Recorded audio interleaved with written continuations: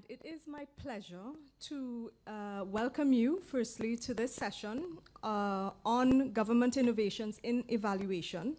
I'm sure you'll agree that innovative approaches to better monitor and measure performance of public policies and programs are extremely important to all countries. In fact, based on UNDP's discussion paper on innovations in monitoring and evaluating results, the demand for innovative approaches to M&E is increasing.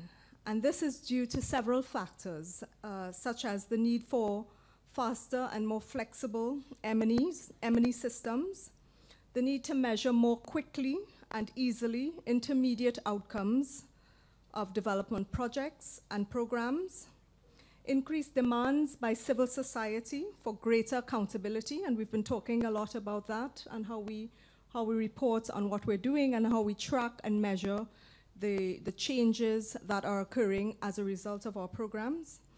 Advances in ICT, which have opened up a range of exciting opportunities for innovation through the use of the internet, mobile apps, and other sophisticated software.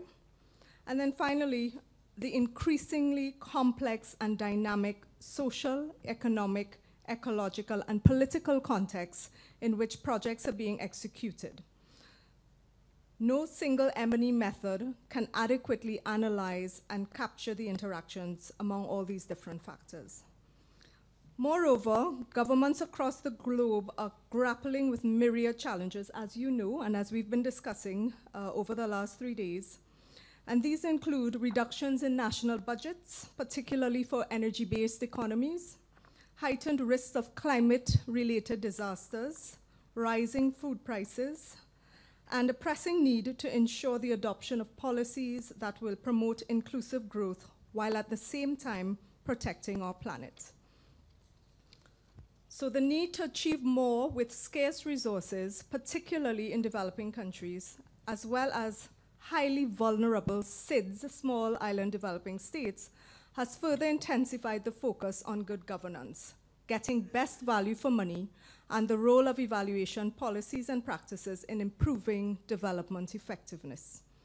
In this vein, UNDP has been working closely with national governments to support their efforts to strengthen national evaluation capacities, promote greater accountability, and learning from evaluation findings, and to strengthen development effectiveness.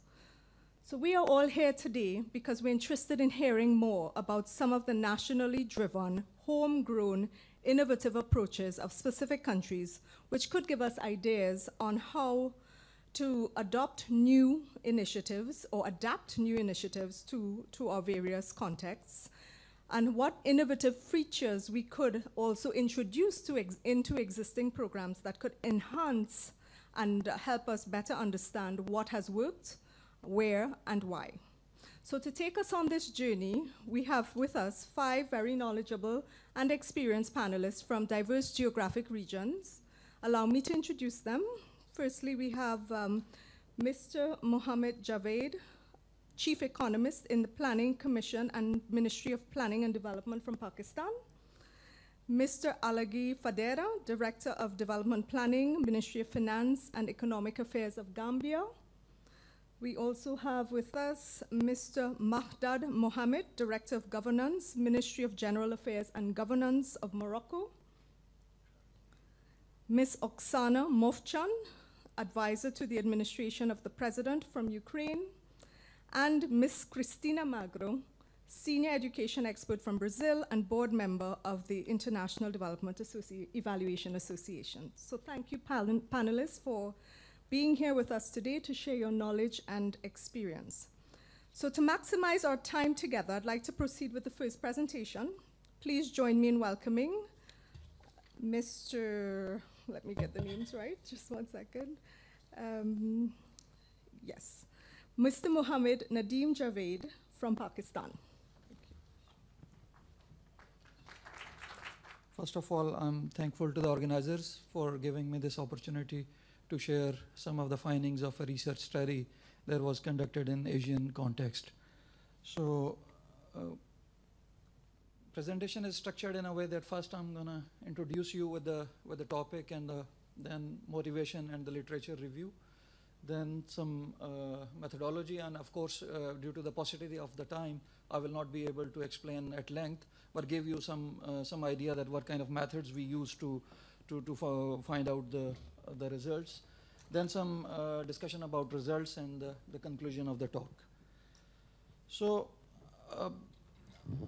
I mean, when we talk about evaluations, so there are a couple of things which are going on the micro level, but when it comes to the macro level aggregation, so then these are the institutions eventually which are going to deliver whatsoever we have in the form of outcomes or in the form of the results of all those efforts which are being made to achieve certain goals in different contexts.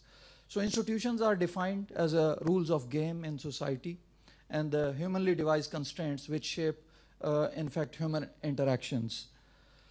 Similarly, there is a possibility that the institutions could be formal in the form of laws and regulations, and those could be informal in the form of customs, tradition, culture, whatsoever is there in any geographic context.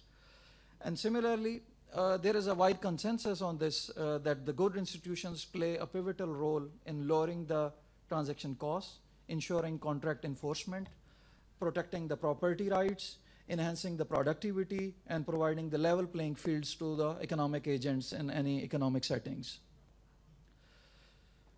So studies have shown that sound, credible, and efficient institutional framework is an imperative precondition for economic activity and economic growth. So in this context, the institution of a country create incentives for investment and technology adaptation, for its businesses to invest, and the opportunity to accumulate human capital for its workers. Thus, that's going to then propel the economic growth in any economic system. So an opposite scenario could be that the country's institutions may discourage such activities, and as a result, going to lead the economy toward stagnation. And this is what is almost the kind of crux of the book by Esmuglo, that's the fall of the nations, or where that he has ascribed that the institutional framework and institutional capacity is the most important thing when it comes to really defining the development trajectory and the development divergence in different economic contexts within the different countries.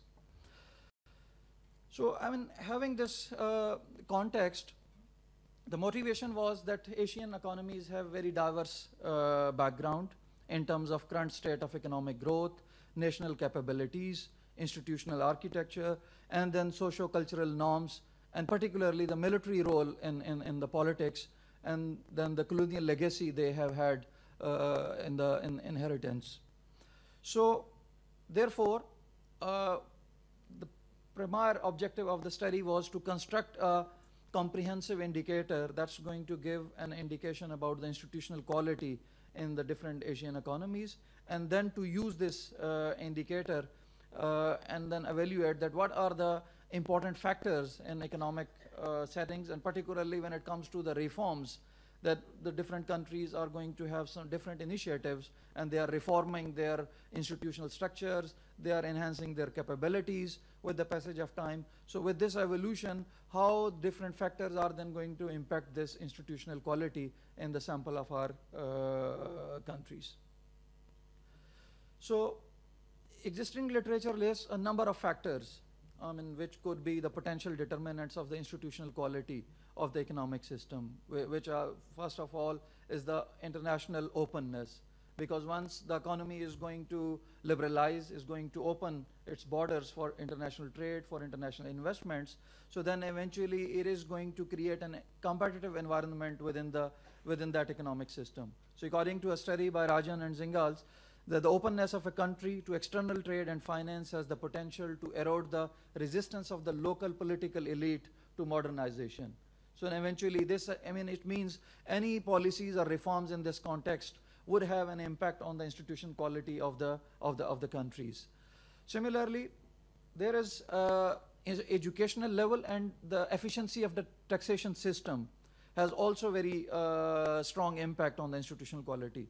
And the literature shows that that these two are going to contribute toward demand and as well as supply sides of the institutions, institutional quality, because the educated citizens are well aware of their rights and hence exert pressures on the government for the development of the better institutions. And similarly, the taxpayers, once they are going to pay taxes and they have their understanding of the rights from the, what kind of rights they have on the state, not only the obligations. So they also exert pressures on the governments to ask for better service delivery, to ask for better governance in the economy.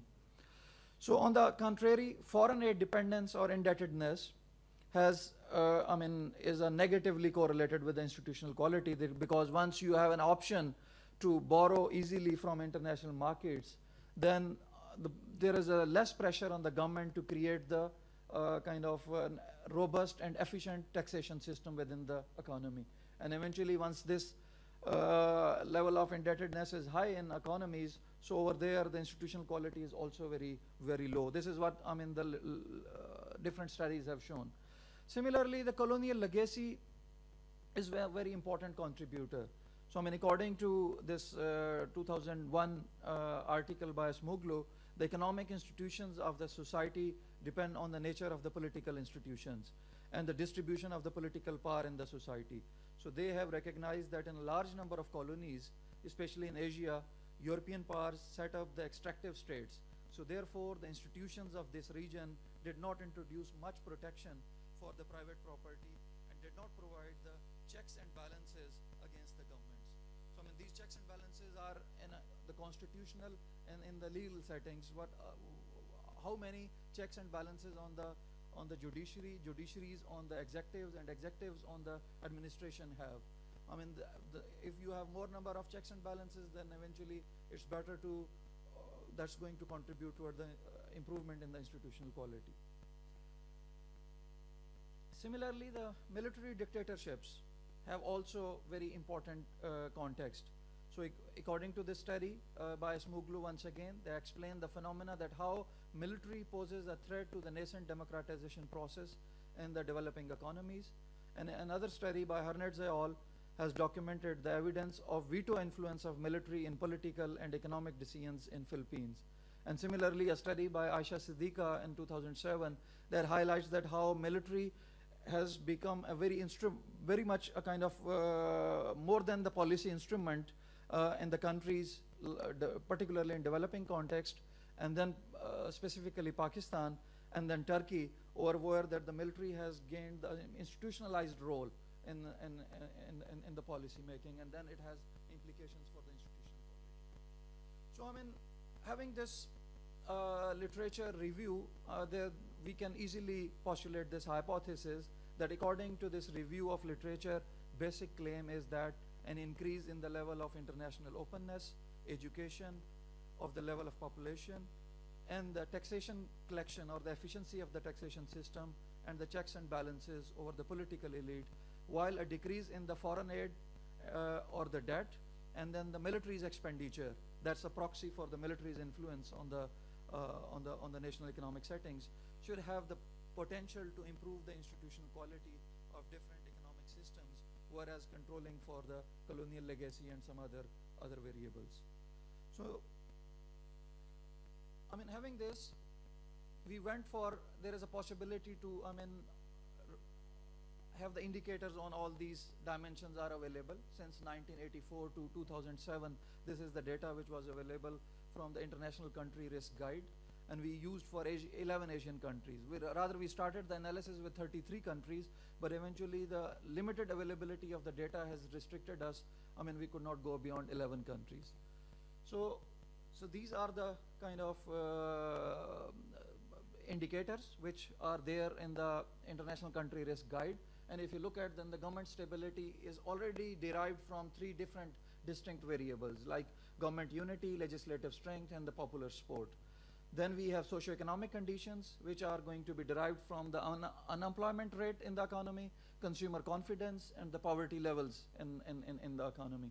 So then corruption, then internal conflicts, that's going to give an idea about how the civil war or the coup threat in the economy, terrorism, and the political violence, and civil disorder. And then ethnic tension, then law and order situation, that's again is the construct of strength and impartiality of the courts and observance of the law. And then the last one is the quality of the bureaucracy. So I mean, these 7 indicators then helped us by using the factor analysis, exploratory factor analysis technique, because most of these indicators are highly correlated, and the Cronbach's alpha value is also greater than 7, and in most of the cases is greater than 8. So I mean, this gives us a possibility to use the factor analysis and to construct one single variable out of these, and that's what we call as the institutional quality, and that's going to capture almost 58% variance in these indicators are in the same direction. So this gives us a possibility that we can use it in our regression as a dependent variable. And if I plot the institutional quality for these 11 Asian countries, so I mean, this is what is the situation. And you can clearly see that there are 2 distinct set of countries. So there is this 0 line, okay? Some countries are above this and some are below this. And this index is going to show that this first set of countries, the Singapore, South Korea, Malaysia, Indonesia, and China, their institutional quality is comparatively on the higher side as compared to the second set of countries, that is Bangladesh, India, Sri Lanka, Pakistan, Philippines, and Thailand. So I mean, having this as a dependent variable, and this is what is the statistics summary. Once again, I'm not going to spend a lot of time on it. So here we have these dependent variable is institutional quality. Then independent variables are tax revenue. That's going to give an indication about the tax to GDP ratio, then debt to, and then the openness. And then the rest of others are the control variables, as I have shown in the economic literature. So then we modeled the relationship in this way, but once again, due to the paucity of time, I'm not going to spend a lot of time, but if you have any questions, I can respond them after the session. So we ran 2 different set of regressions with 1-year lag and with 5-year lags, because it's not like this that the institutional quality of today is going to impact the next year or even this year's reforms, initiatives, or policy amendments are going to have implications. So normally it takes 3 to 4 years or 5 years lag that the kind of changes you are introducing are going to impact the institutional quality in the long run. So these are the results, but one thing is very interesting, that whenever we are going to go for very robust models and going to add more of the variables into the regressions, so then the explanatory power of the model is increasing and it's going eventually to the 92% R square. So here are some of the main results. The tax revenue as percent of GDP and the real GDP per capita, adult risk rate are significantly and positively, while national debt as percent of GNI is significantly and negatively determining the institutional quality in the short run. And in the 5 years lag model, however, the military expenditure and the institutional quality of the sample of the countries and checks and balances also become significant. And then the feasible generalized least estimator is going to show that all the explanatory variables are significantly determining the institutional quality, except checks and balances and GDP per capita, whereas negative impact of military expenditure on institutional quality its significance level rises once you are going to introduce the colonial legacies in your regressions. So then I went for the quantile regressions, because that's for policy implications, that's the best tool we have to look at. So this is what the same graph I have shown you earlier, and this is what are the quantile regressions. And over here, one thing is very much clear, that in each plot, the regression coefficient at a given quantile indicates the effect on the institutional quality of a unit change in that variable, assuming that the other variables are fixed within the 95% confidence interval band. So having this, so there is a clear indication that these 3 variables are going to have, that the GDP per capita, tax revenue, and military spending, have strong implications in the lowest quantile, that the second set of countries I have shown you, in which Pakistan, Philippines, and Bangladesh, they are included. But in the first set of countries, these variables are much more influential in determining the institutional quality.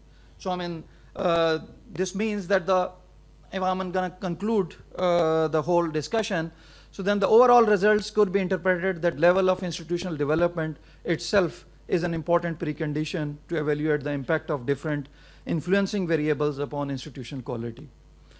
And then except efficiency of the taxation system, all other determinants, in spite of being significant, have very dissimilar effect on the institutional quality across the countries in our sample. And this is how?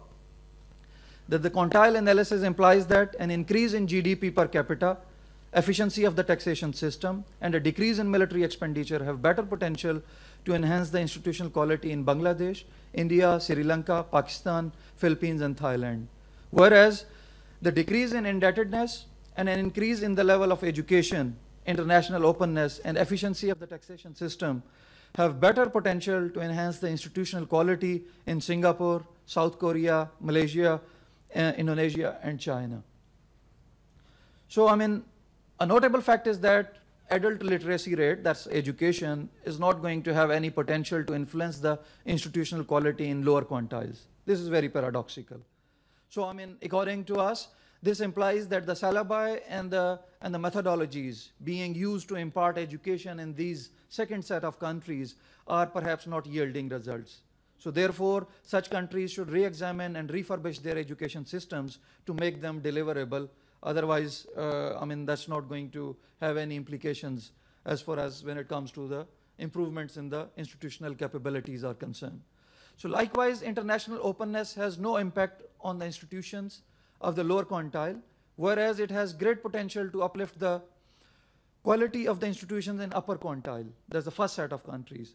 So that implies that the countries in lower quantiles are required to enhance the national capacity and capability to fully harness the benefits of the openness. Otherwise, it would be unwise to further open up their borders for investment and for I mean, other flows without having the absorptive capacity in place in the economic settings. So a substantial care needs to be taken when it comes to the research prospects. So devising the reform agenda to uplift the quality of the institutions, because our results confirm that there is no straitjacket to fit to all. As the countries like Pakistan, India, Bangladesh, Sri Lanka, Thailand, Philippines should revamp their education system so as that it could better deliver the awareness, sense to understand one's rights and duties vis-a-vis state. So international openness has profound implications for institutional development, but an absorptive capacity is an important prerequisite to fully harness the benefits and it could ensure the education and training could help in this regard.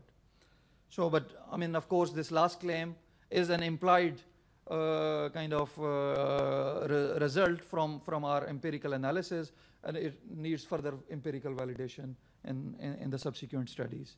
So thank you for your attention, and I hope I finished in time. Thank you, Mr. Javaid, for that very insightful presentation on your analysis of key factors driving institutional quality. I will not try to summarize that. I'll, in the interest of time, proceed to the second presentation. Our second panelist for this session will be Mr. Alagie Fadera from the Ministry of Finance and Economic Affairs of Gambia, who will highlight Gambia's experience with strengthening national evaluation capacities. So we're going to present the Gambia's experience and its drive to strengthen the national evaluation capacities, especially towards the attainment of the SDGs. And by way of presentation, we will have a brief introduction, then we will look at the policy pyramid in the Gambia, monitoring and evaluation at sector level, as well as at national level, some of the issues and what we think could be the way forward. In terms of introduction, the Gambia is a small country and has a population of about 1.9 million people, according to the 2013 census. And we have a long-term vision, which is broken down into medium-term development plans, starting with our strategy for poverty alleviation 1 in 1995, strategy for poverty alleviation 2, which became our poverty reduction strategy paper 1, then our poverty reduction strategy paper 2, and recently our program for accelerated growth and employment. And for those of you who don't know, we are situated in the western part of the African continent. In terms of our policy pyramid, like I indicated earlier, we have a long-term vision. That's the Vision 2020 which has been formulated in the year 1996. And currently, our National Development Plan is the Program for Accelerated Growth and Employment. And we have this broken down into sector strategic plans that are expected to be aligned to our national medium-term development priorities. And at the operational level, we have medium-term expenditure frameworks, which are 3-year rolling plans and costing of programs, and these are being currently piloted in some of the ministries with expectation to roll it out. And these are further translated into annual budgets to make sure that we have resources to implement our national development plan through our sector strategic plans. In terms of monitoring and evaluation at sector level, we look at the education sector. The education sector has an education sector strategic plan that involves 2 ministries. That's the ministry responsible for basic and secondary education and the ministry responsible for higher and tertiary education in the country. And in terms of monitoring both the policy and implementation of the sector programs, there is a senior management team which comprises of the ministers as well as the permanent secretaries and the heads of the various units. And there is also a coordinating committee meeting that takes place bi-monthly, which brings together all the stakeholders in the education sector, that is both government, our development partners, NGOs that are active in the area of education, as well as civil society. And it serves as a forum where they monitor progress or challenges in the education sector, as well as try to see how evaluation results or monitoring results are used to influence directions.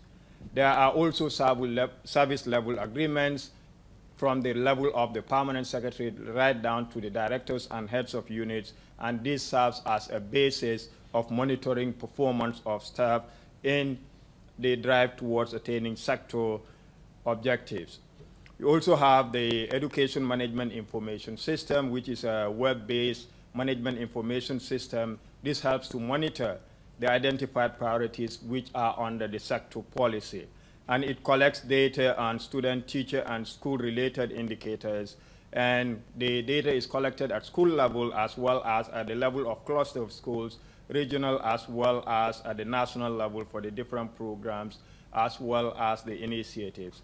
And this data is processed and managed in the Education Management Information System by the planning directorates of the 2 ministries of education. In the health sector, we have what we call the Gambia National Health Strategic Plan, which is from the year 2014 to 2020.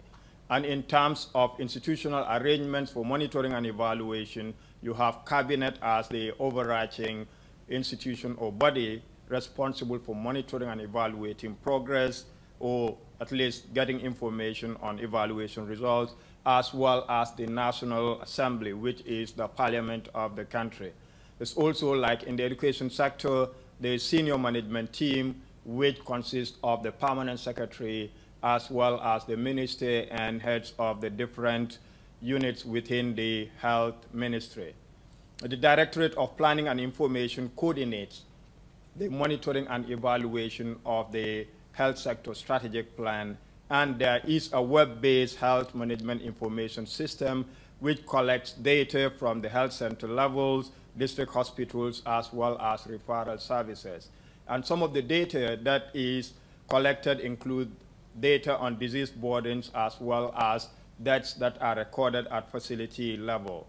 This is not enough, and it is complemented by facility surveys as well as household surveys.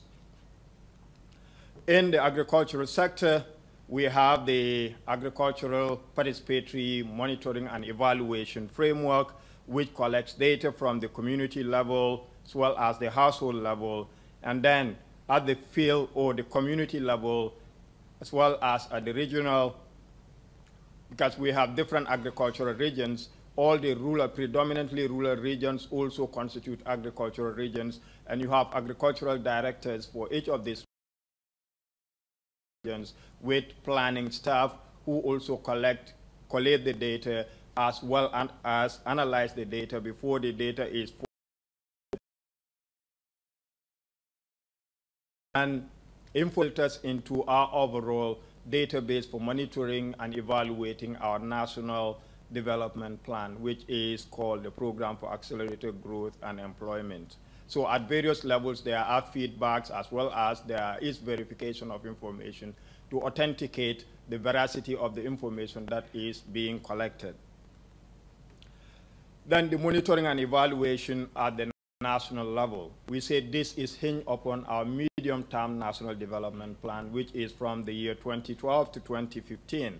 And in terms of institutional arrangements, we have the high-level economic committee, which is headed by the Vice President of the Republic. We also have the National Coordinating Committee, which consists of the permanent secretaries of the various sectors, as well as representatives from the private sector, as well as the civil society organizations.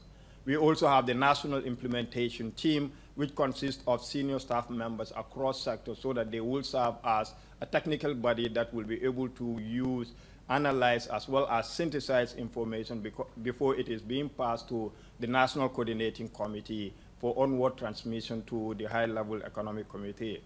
We have the Gambia Integrated Monitoring and Evaluation System, which has been developed and is a web-based tool that helps us to interact with sectors so that we will be able to have data and information on some of the indicators that we are tracking. And this is based on our results measurement framework. However, I must at this point say that at least to a large extent, our page results monitoring and evaluation system is weak because it is very activity oriented to such an extent that it blunts its focus on results. And this has been one of the findings of our midterm evaluation. On an annual basis, we produce what is called annual progress reports to inform government as well as other stakeholders on progress that we are making as far as attainment of some of our objectives are concerned and what challenges we are facing so that we'll be able to interact, discuss, and be able to come up with solutions. We also make provision for a midterm evaluation of our national development plan so that midway into implementation, we'll be able to evaluate to see what results are being achieved, and so that this will also influence our subsequent planning cycles. And as we speak, we are currently formulating our next national development plan that is going to take us from 2017 to 2020. And very importantly, is going to mainstream the Sustainable Development Goals because it will be our first national development plan during the SDG era. At the level of the National Assembly, we also have select committees like Select Committee on Agriculture, Select Committee on Health, and on other sectors, as well as what we call the Public Accounts and the Public Enterprises Committee. That also helps in monitoring performance across sectors. In terms of the monitoring and evaluation, diagrammatically at the national level, we've spoken about the high-level Economic Committee as well as the National Coordinating Committee and the National Implementation Teams. And at the regional levels, we have what we call the Technical Advisory Committees, which work with the governors of the regions as well as the area councils that are in the various regions. In terms of some of the issues, increasingly, government is adopting this idea of central project coordination. Especially, this is very strong in the education sector because we feel that there has been proliferation of projects, and if this is not coordinated, sometimes it stretches the sectors beyond their capabilities because you have different donor missions coming to monitor or to evaluate at different points in time. So the fact that we're now introducing or have already very good example of central project coordination in the Ministry of Education where development partners are coordinated and they are able to have joint donor missions, this helps a lot and at least tries to manage the limited human resources that we have. Also, increasingly, we're leveraging on M&E expertise in the projects because most of the seasoned M&E experts or monitoring and evaluation specialists are some of the time in the projects. And since these projects are also meant for government and most of the time are being run on the government ministries, it makes a lot of sense for us to utilize those expertise rather than just focus on the M&E expertise that exists in the central government. We've also been having a lot of support from our development partners. Some of the management information systems that I've spoken about at the sector level as well as at the national level has benefited a lot from development partner support, like the GIMIS, that's the monitoring and evaluation system that we have at the national level, has benefited from support from the UNDP. The one on agriculture has really benefited from support from the FAO. However, we have to acknowledge the fact that we have weak M&E capacity at the national as well as at the sector, and very much at the decentralized levels. There is also some weakness in the national statistical system, because we know statistics is key. And throughout this conference, we've been made aware that we have to bring in innovative arrangements to make sure that we are able to strengthen the national statistical system so that we can have reliable, accurate, and timely data to support our evaluation initiatives. There is also, to some extent, weak link between monitoring and evaluation at different levels. That's at the national, sectoral, and at the regional levels. And we're saying we can enhance the involvement of the National Assembly in the M&E beyond their traditional PAC and PEC, which is very activity-oriented on activity reports as well as financial statements, and subcommittees on the sectors which are mainly involved in monitoring of interventions rather than focusing on the results that those interventions are geared towards attaining. Some thoughts on the way forward. We're talking about capacity building, especially through training, because this is very important. If we have limited capacity, if we're going to achieve our aims of robust evaluation in country, we have to develop capacity. We also have to strengthen the results measurement framework as well as the M&E framework and institutional arrangement, especially in our next national development plan that we are formulating. If we have to be responsive to our commitment as far as the SDGs are concerned, we have to effectively mainstream the Sustainable Development Goals in the National Development Plan that we are currently formulating, as well as its M&E framework. And last but not the least, we also have to strengthen the national statistical system by enhancing statistical capacity at all levels, not just at the Bureau of Statistics, but to make sure that we also have reasonable capacity within the sectors as well as at the decentralized levels. On that note, I thank you very much for your kind attention.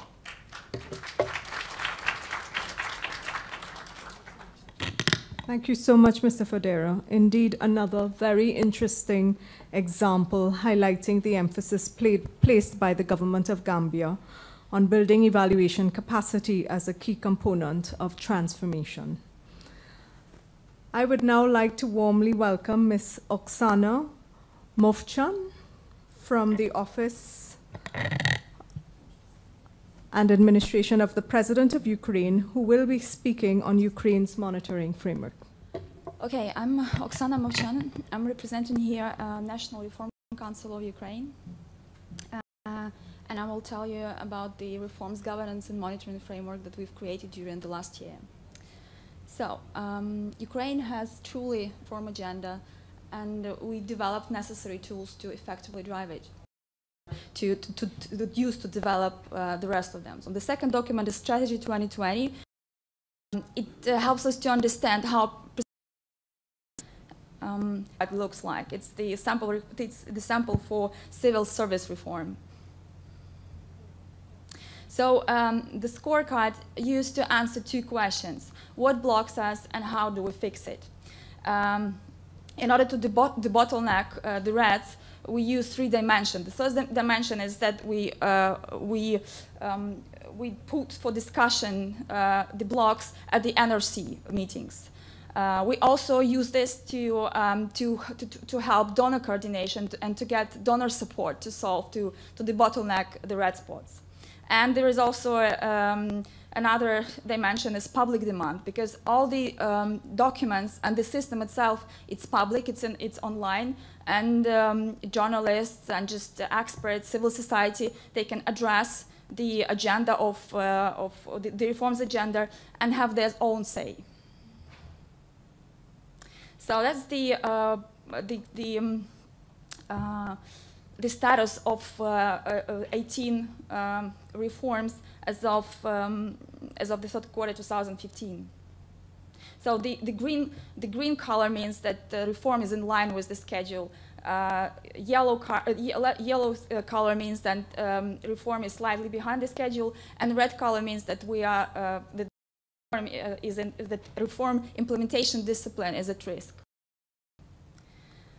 And here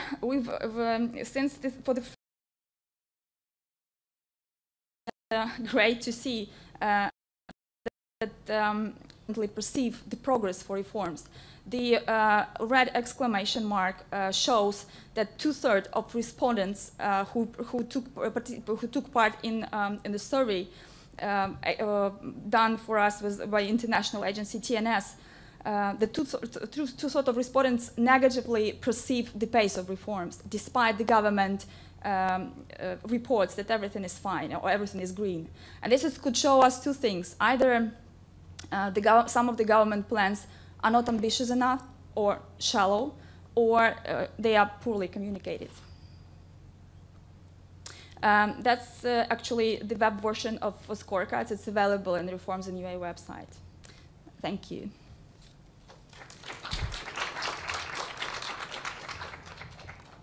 Thank you, Ms. Movchan, for this very interesting presentation.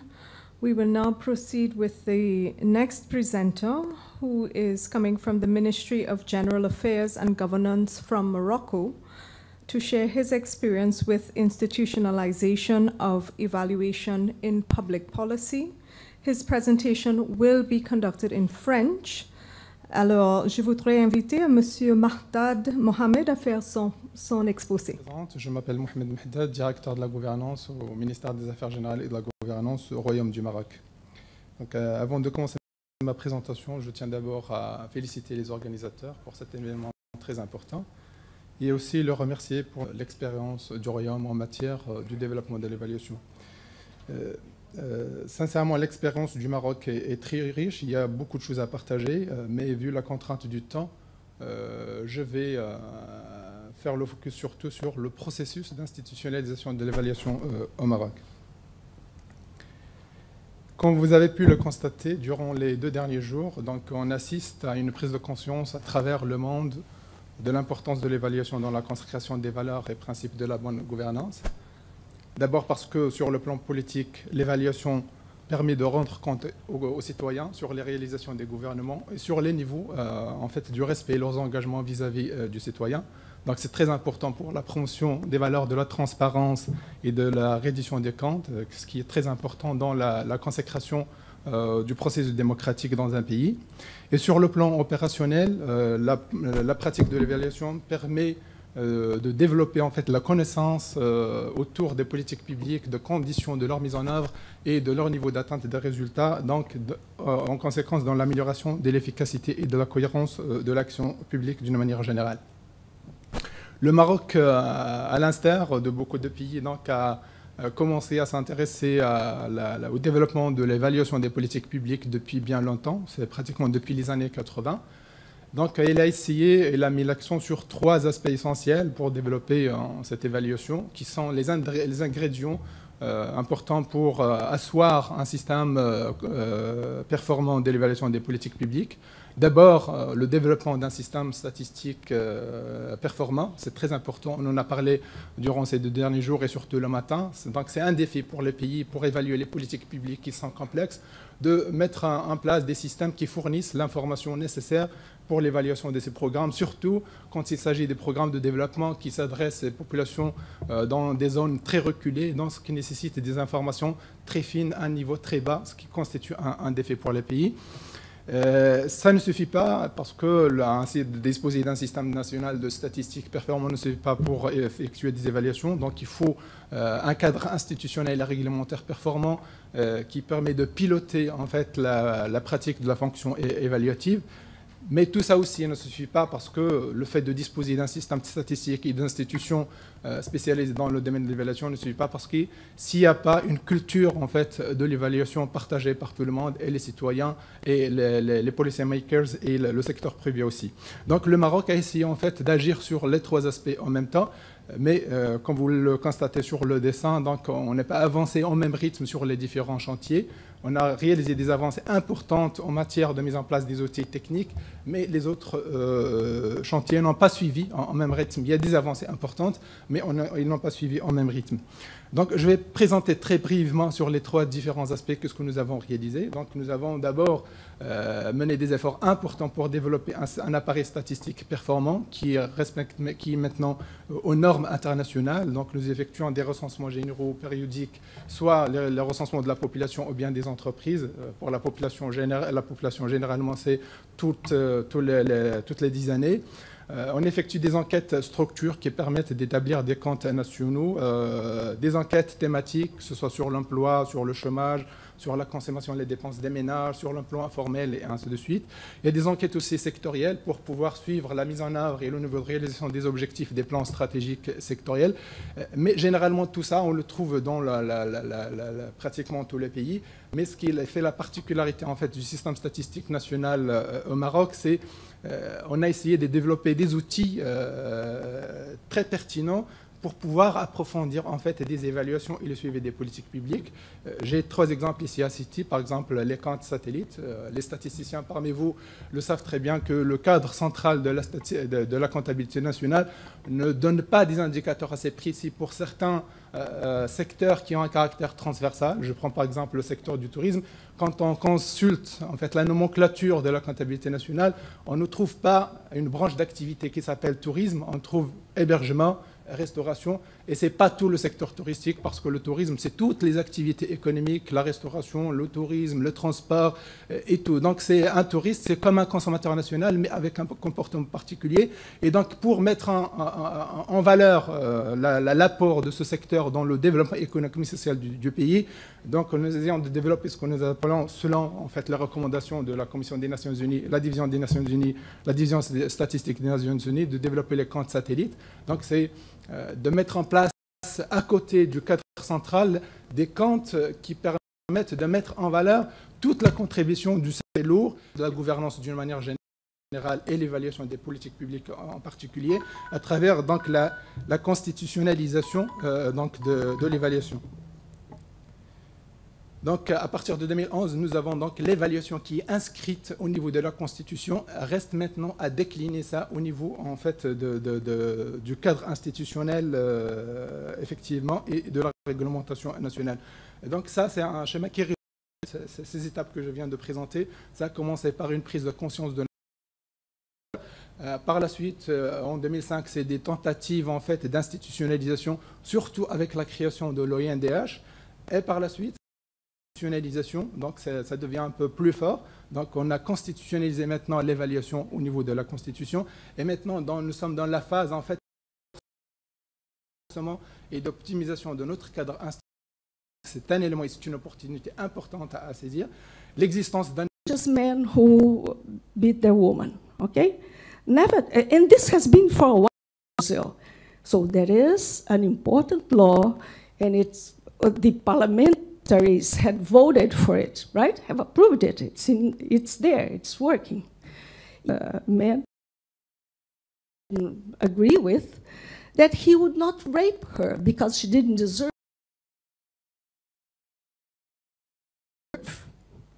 This was in an official session for Parliament. We have a law. See, what I'm saying is that we had a revolution, and as a result of which quite strong civil sector emerged, which was not existent before. And I should say that this is the key driving force behind the reforms right now. One of the biggest problems in Ukraine, and also impediment to reform, is our public servants, the old school so-called. Of course, there are the great guys there, professional, but there is also people who are corrupt, and it's like hundreds of thousands of people in Ukraine. And we use this perception indicator. I'm representing an NGO. I'm working for NGO, which supports the National Reform Council. I'm not a public servant. And we use the data that we receive from third-party sources like TNS to avoid conflicts in the government or or with the government. So we bring this data to the National Reform Council meeting to warn the key decision makers that, look, here's the problem, and it's just a matter of time when it will be out on the streets. So that was the basic idea why we decided to have two figures together to analyze. The first figure is the government figure, and this is the figure of the expert society or like civil sector society. Thank you. Anyone else would like to respond? Monsieur Mohamed? Oh. Okay. Merci.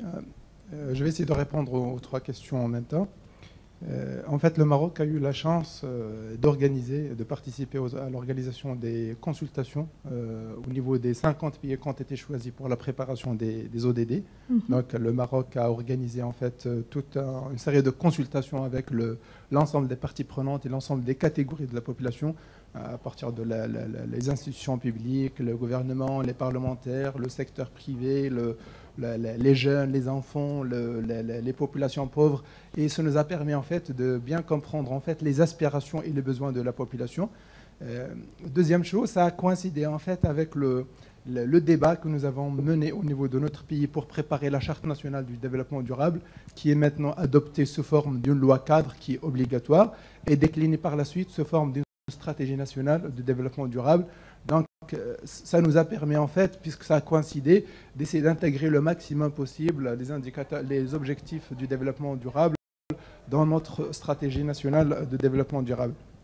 Deuxième chose, pour, en fait, ce qui est de l'adéquation des politiques publiques avec les besoins de la population, nous avons, dans la nouvelle constitution qui a été adoptée en 2011, insisté sur l'implication de la société civile dans sa participation dans la conception, le suivi de la mise en œuvre et l'évaluation des politiques publiques. Donc maintenant, la société civile a le droit et doit aussi s'impliquer dans la conception de politiques publiques pour s'assurer qu'effectivement toutes les politiques élaborées répondent parfaitement aux besoins et aux aspirations de la population. Troisième chose, concernant les indicateurs de développement durable et leur intégration dans notre système statistique, je n'ai parlé tout à l'heure, c'est parmi en fait, les atouts dont nous disposons. C'est un appareil statistique qui est très développé, même pour les objectifs, les OMD avant. Nous avions pratiquement toute l'information pour répondre en fait, à l'évaluation des OMD. Il y a une certaine souplesse maintenant. Chaque fois qu'il y a un besoin spécifique pour développer d'autres indicateurs, l'appareil est très souple, donc on peut mener rapidement des enquêtes en fait, pour satisfaire ce besoin. Merci. Ms. Macron? Okay, I'm sorry, Mr. Javaid? Okay. Yes? Okay, thank you. Regarding this first question, internalizing SDGs. In Pakistan, I think we have, in August 2014,